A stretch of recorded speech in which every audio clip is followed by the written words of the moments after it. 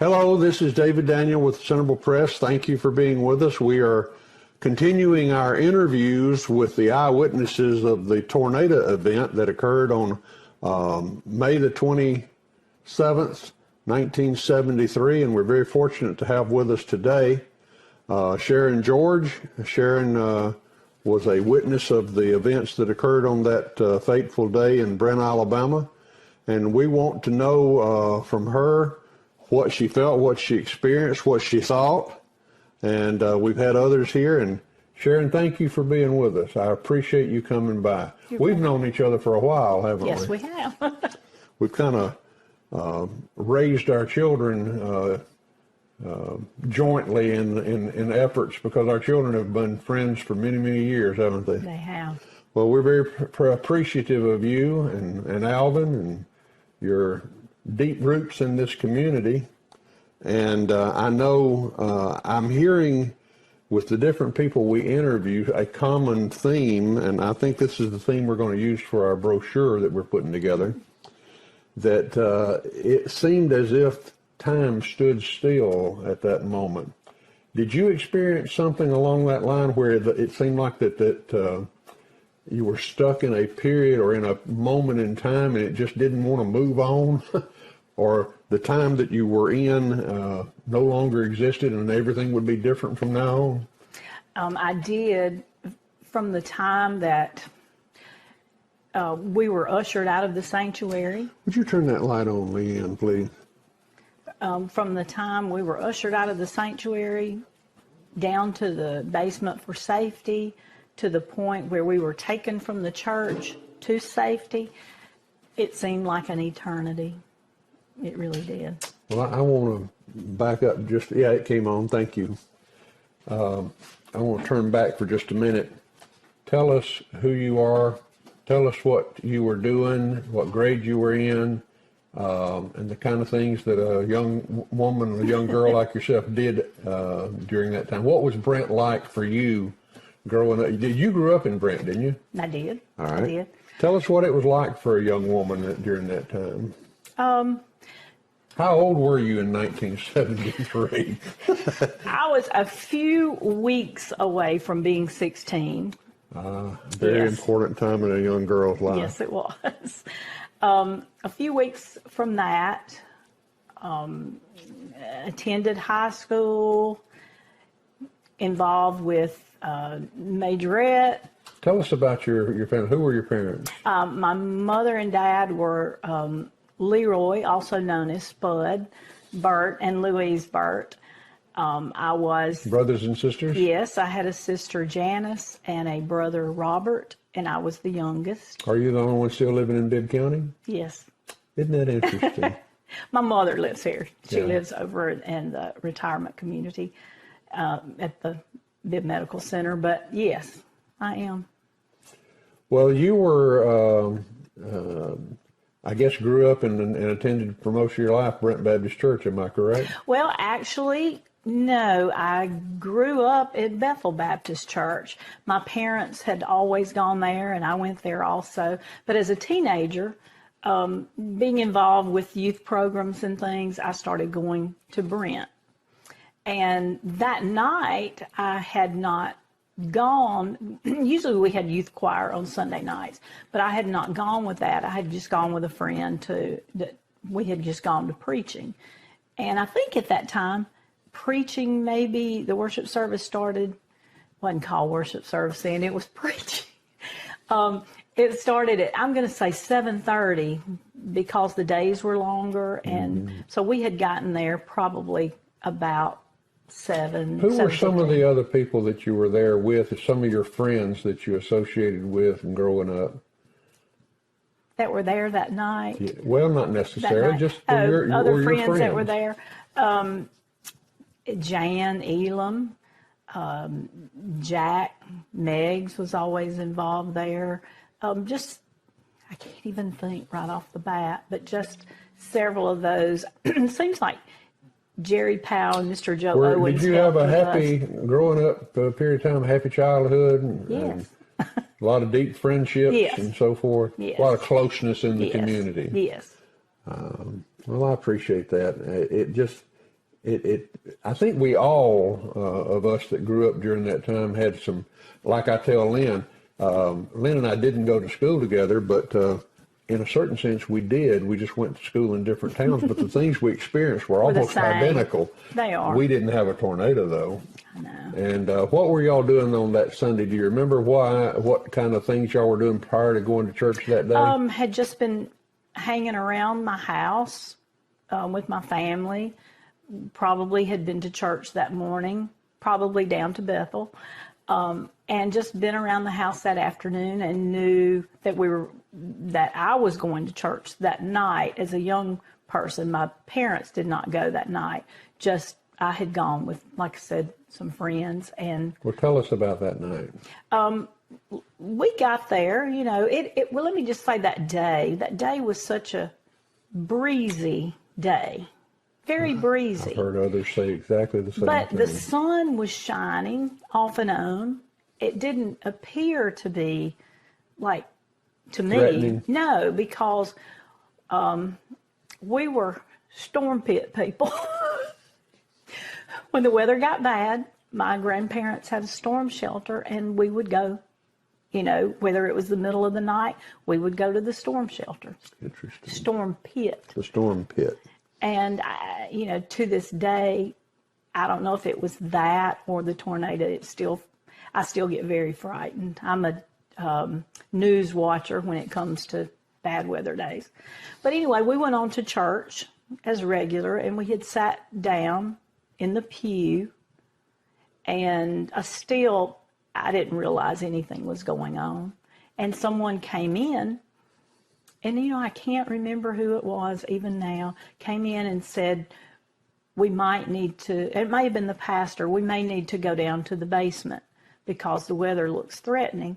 So the ones that were in there got up, and we started moving. There's when you're sitting in the sanctuary, the piano is on the left and the organ is on the right, and there's a door over to the right. And we went down that door through that hallway, and there's a door that opens to the outside.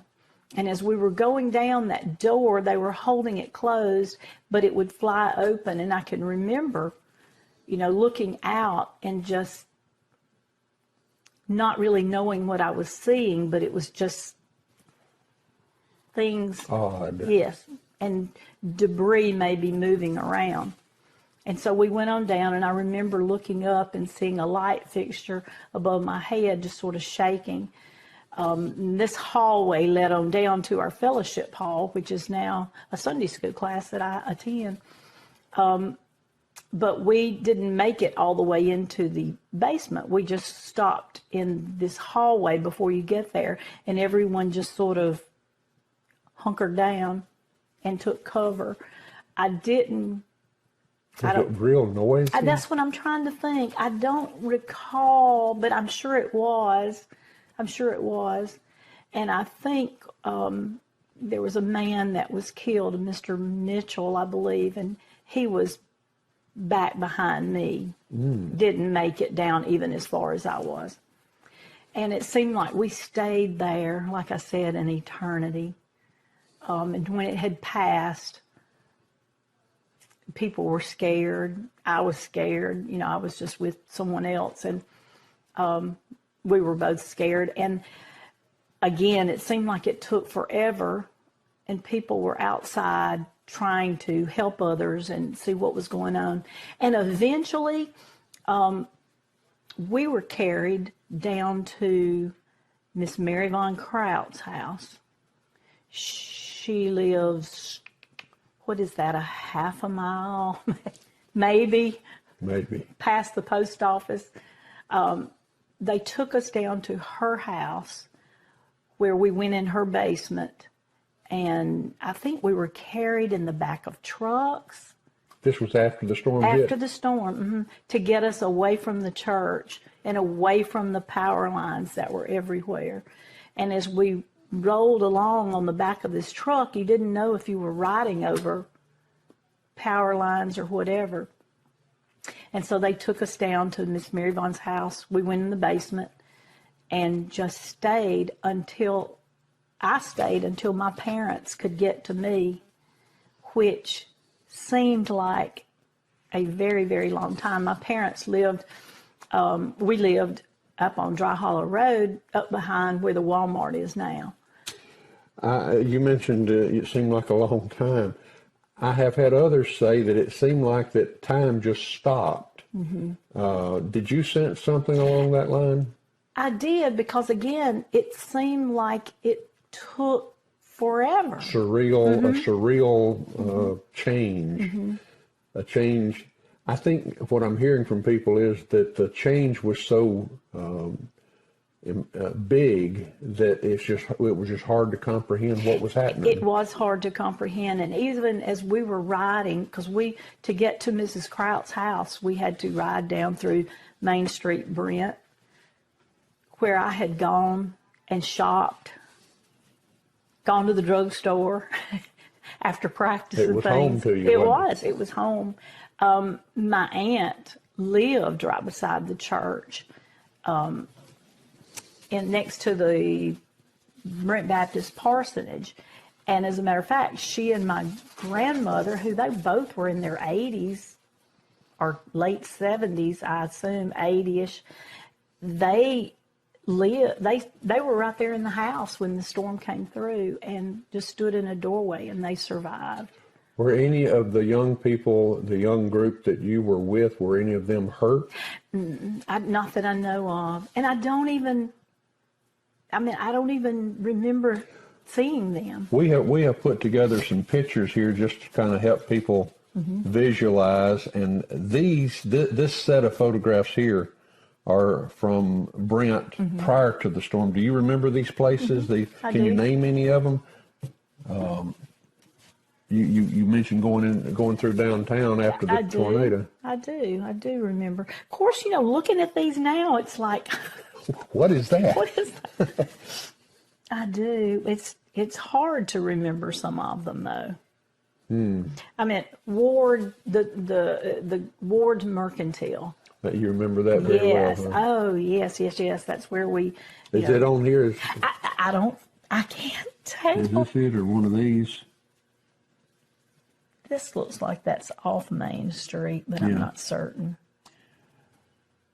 Well, we're trying to put together a before and an after kind of visual for some of the things we're working on. And the school. Yep. Is that the Fawcett School? Is that it? I thought it was. I don't know. I wasn't there. I know you aren't.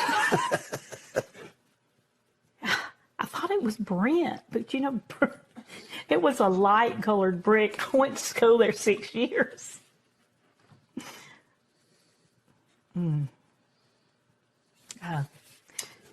Well, I appreciate you giving us a perspective. My hope is that in the future, there will be those that don't really understand that will be able to hear these eyewitness testimonies of the day and get a better appreciation for why it's such a significant event for the people that lived through it and the changes that occurred in the community of Brent, Alabama. Do you think, now I know that a lot changed. It took a long time for the recovery to occur. And I know you saw all that and you lived through that. Do you sense that there was a change in the people after the tornado? I don't know if it was a change in the people. The structures were so very different. It's like we went from very homey, very cozy, homey, familiar, rural, and as I look at it now, old-timey, to, for that time, modern, more brick and concrete instead of, does that make sense? Yes, it does. Instead of dirt and trees. There were no trees, and that I think was a big deal. You know something I got from Jerry Powell when he was talking here? He said that he'd spent the day basically barefooted because he'd been running around different places. He said he would never do that again. No, I'm but sure. It was kind of a different different vibe. environment or lifestyle in a small community. I think, and you correct me if I'm wrong about this. I'm relaying some of the things I've heard before you came, but I think there was, because of this event, a bond. Oh, definitely. Can you speak to that? I definitely think so, because I think when you've gone through something like that, it's a club you don't want to be in. You didn't volunteer for the club, did you? No, but you have that that thing between you that you've both been through it, and you don't even have to say it because you understand with each other.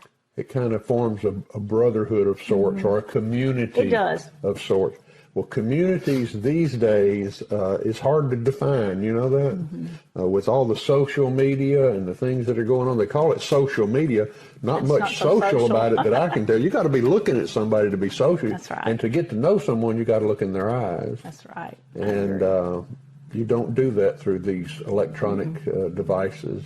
But your generation and those that lived through the tornado at Brent had a bond, as I see it, that was cemented into your lives in such a way that you felt like almost brothers and sisters who'd been through something together. Together, that's true. And you had a bond that made the community strong, very strong.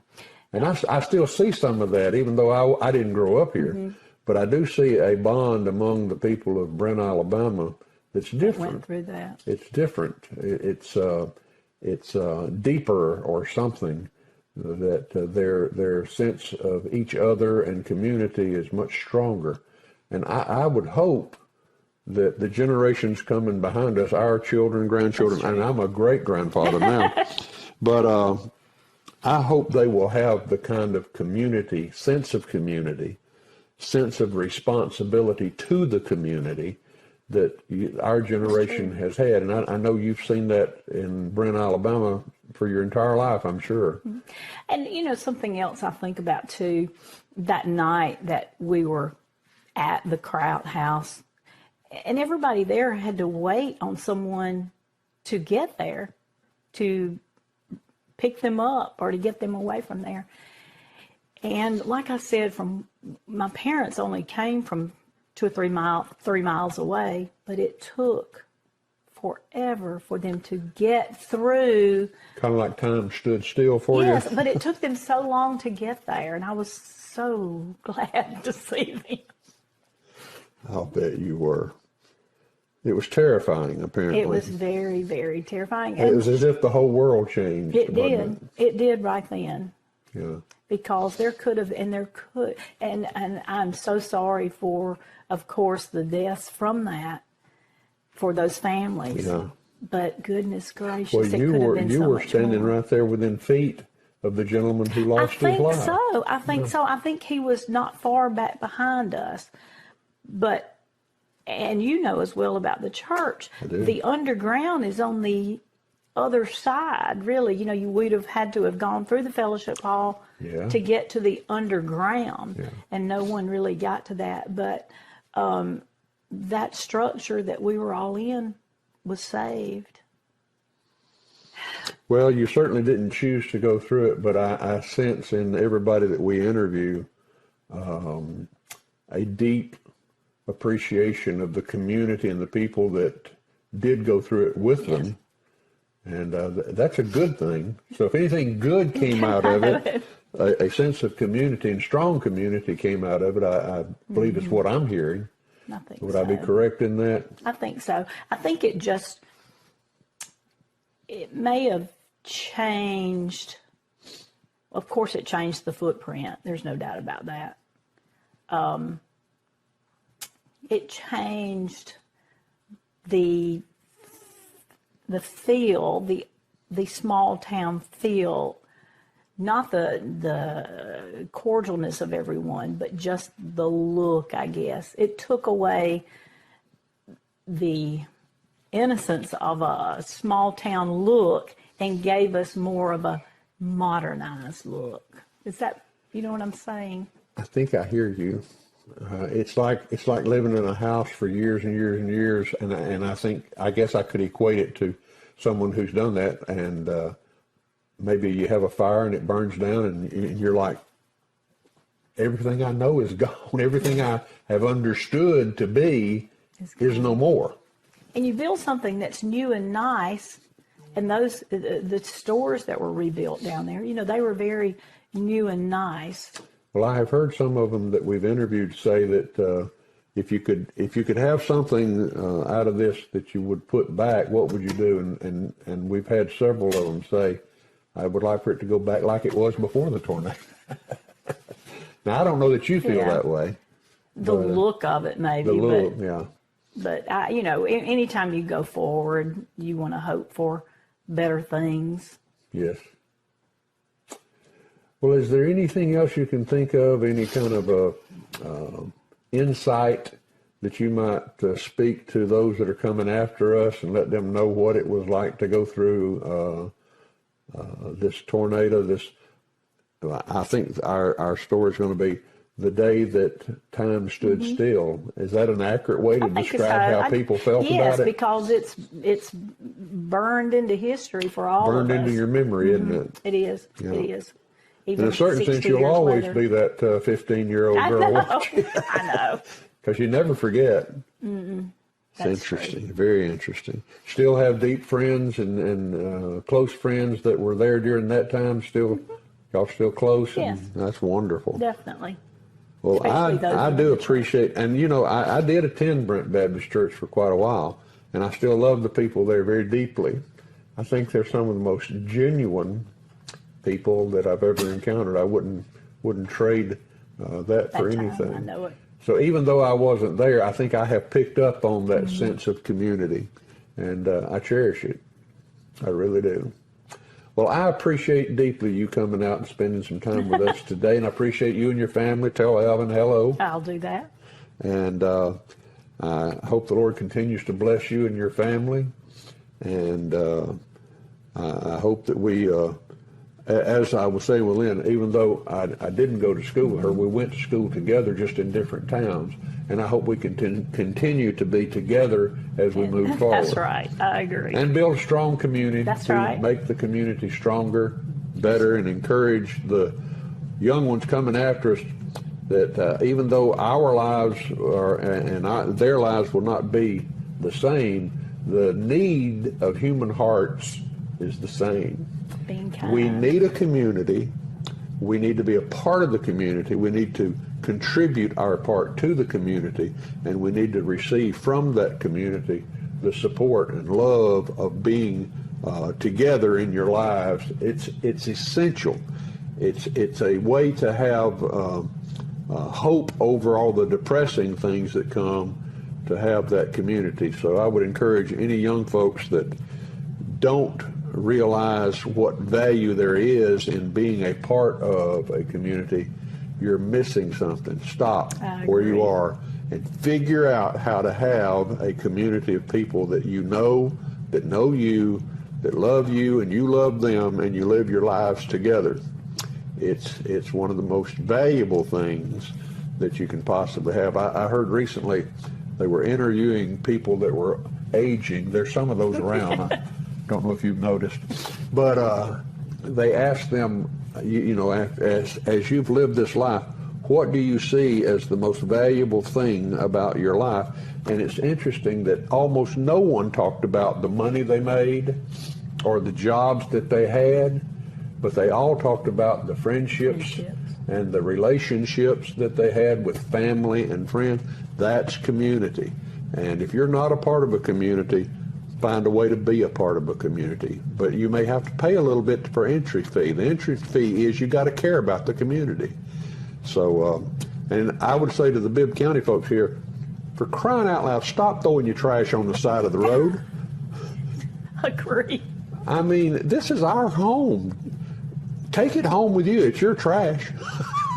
We don't want it on the sides of the road. So be a part of the community. Step up. Anything you want to tell them? No, keep that trash off the roads. Well, I appreciate you coming out. God bless you. Thank you. Thank you for being with us.